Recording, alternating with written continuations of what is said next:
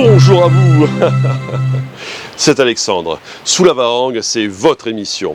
Sous la Varangue est une émission culturelle consacrée à l'art, aux traditions, à l'histoire et à l'événementiel. Aujourd'hui, nous allons à France Travail et nous nous intéressons à l'APEC. Alors, l'APEC, c'est quoi?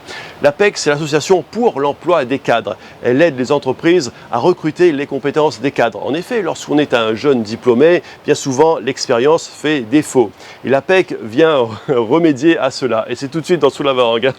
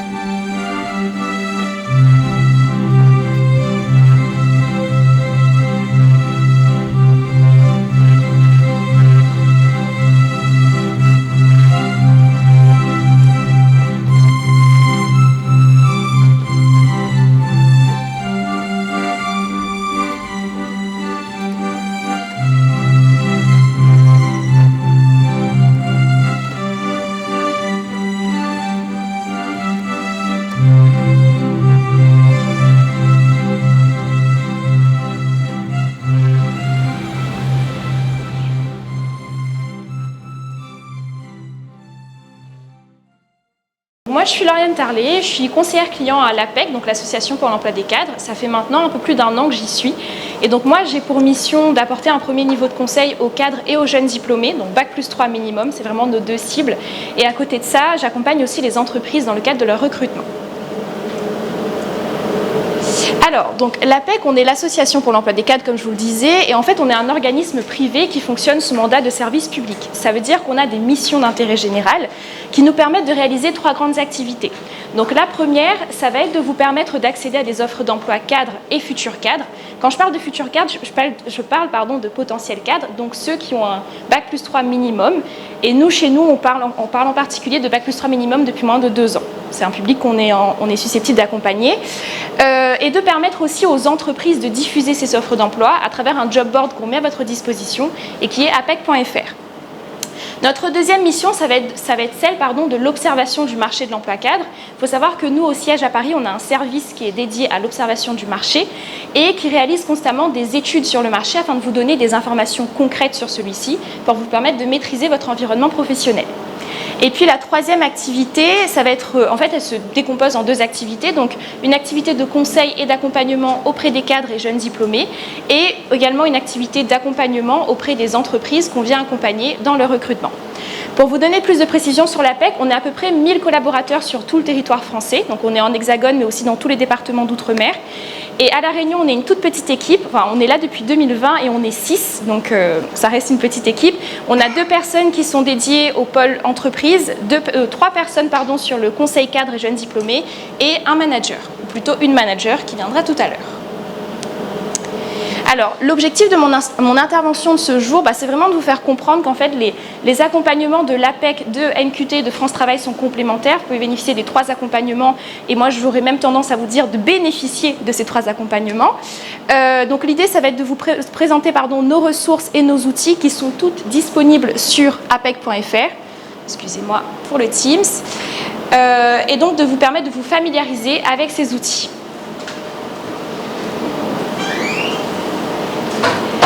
Alors, je vais commencer par vous poser une petite question. Donc, quels sont les moyens que vous avez déjà mis en œuvre dans le cadre de votre recherche d'emploi? Quand je parle de moyens, je ne parle pas de rédaction d'un CV ou d'une lettre de motivation, mais vraiment d'actions concrètes. Donc, par exemple, créer votre profil sur les réseaux sociaux professionnels, aller démarcher une entreprise, participer à des job dating, etc.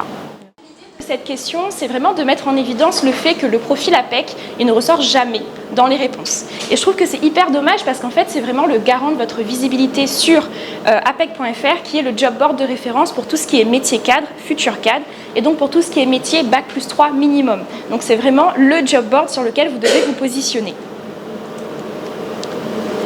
Alors, il faut savoir qu'à travers notre site apec.fr, on vous accompagne sur différentes thématiques.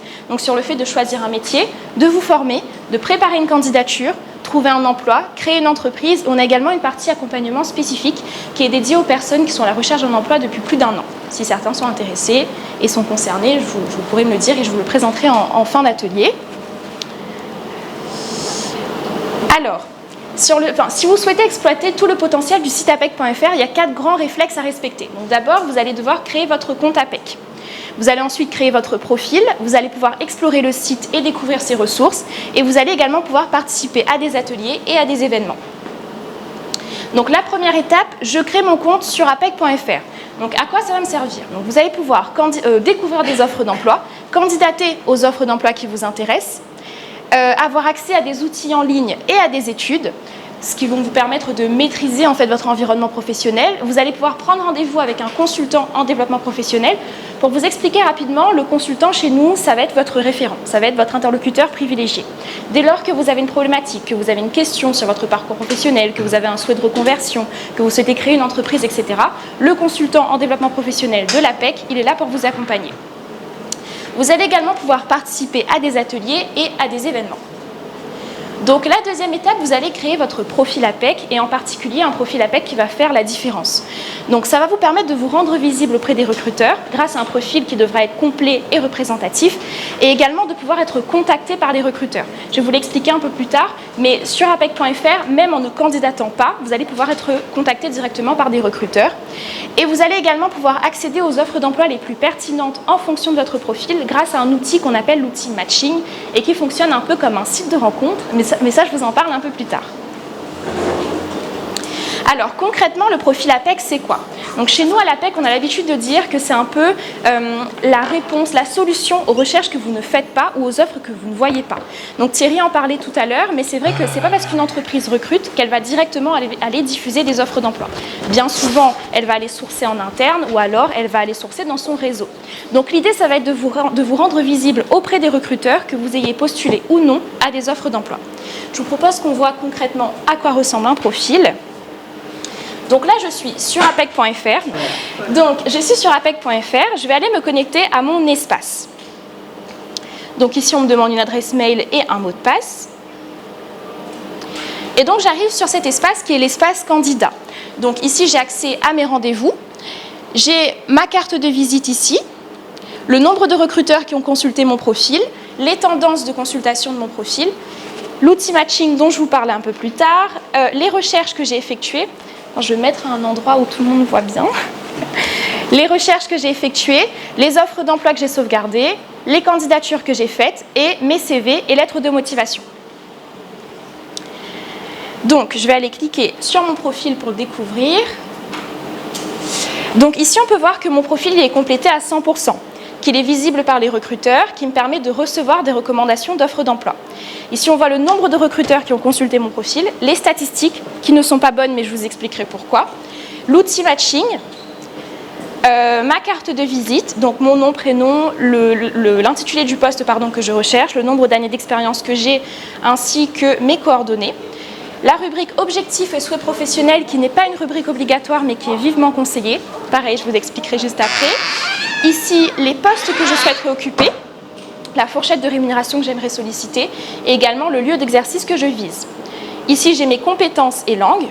J'ai les atouts, donc mes atouts, donc qu'est-ce qui fait que mon profil est différent, qu'est-ce qui fait qu'il est pertinent, etc. Et ici, j'ai les grandes étapes de mon parcours académique et de mon parcours professionnel. Ici, je peux charger des documents, donc mon CV. Et enfin, mes projets publications. Donc moi, ici, j'avais décidé de mettre mon mémoire de fin d'études de master. Donc concrètement, un profil APEC, ça ressemble à ça. Je me permets juste une question. Est-ce que certains d'entre vous connaissaient déjà l'APEC avant cette présentation? Oui? Ok. Ouais. Levez bien la main là, pour voir. 1, 2, 3, 4, 5. Ok, ça reste marginal. Ok, super.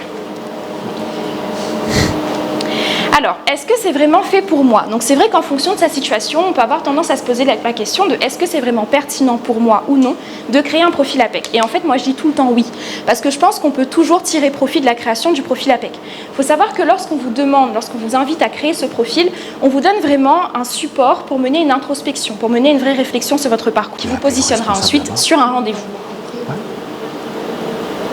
Alors, comment sortir du lot? Donc, pour finir, je vous ai mis quelques construisez des mots-clés dans votre titre, de votre intitulé de CV. Donc, ne mettez pas juste CV 2024 ou CV nom-prénom. L'idée, c'est de venir y mettre des mots-clés également. Donc, par exemple, CV Lauriane Tarlet, chargé de recrutement. Donc, avec l'intitulé du poste, ce que je recherche. Le fait également de faire une mise à jour régulière, je vous l'ai dit, si vous souhaitez bénéficier de la performance de l'outil matching et si vous souhaitez être vu par les recruteurs, il est primordial de mettre à jour régulièrement votre profil. En tout cas, je vous invite vivement en fait, à vous rendre sur apec.fr. Il faut savoir que moi aussi, je suis jeune diplômée, enfin en fait non, un petit peu vieille maintenant, mais depuis 2021, et je cherchais mon premier job et j'ai trouvé mon poste à l'APEC grâce à apec.fr. En fait, je suis tombée complètement par hasard dessus. Moi, à l'époque, je n'avais pas eu la chance, l'opportunité d'avoir une présentation de cet outil, donc j'étais tombée par hasard dessus et je me suis inscrite et j'ai eu la chance d'avoir cette opportunité professionnelle. Mais honnêtement, je pense qu'il y a vraiment une grande visibilité, enfin de plus en plus grande en tout cas à La Réunion. Quand je vous dis qu'il y a 34 000 recruteurs qui visitent la candidate APEC, c'est vraiment pas négligeable. Donc foncez, c'est un outil qui est complètement gratuit, qu'on met à votre disposition. Enfin, honnêtement, vous n'avez pas de raison de ne pas l'utiliser, donc foncez. J'espère que cette série d'émissions sur France Travail a pu éclairer votre lanterne. Et moi, je vous souhaite une bonne journée et je vous donne rendez-vous pour un prochain numéro de Sous la Varangue. À très bientôt.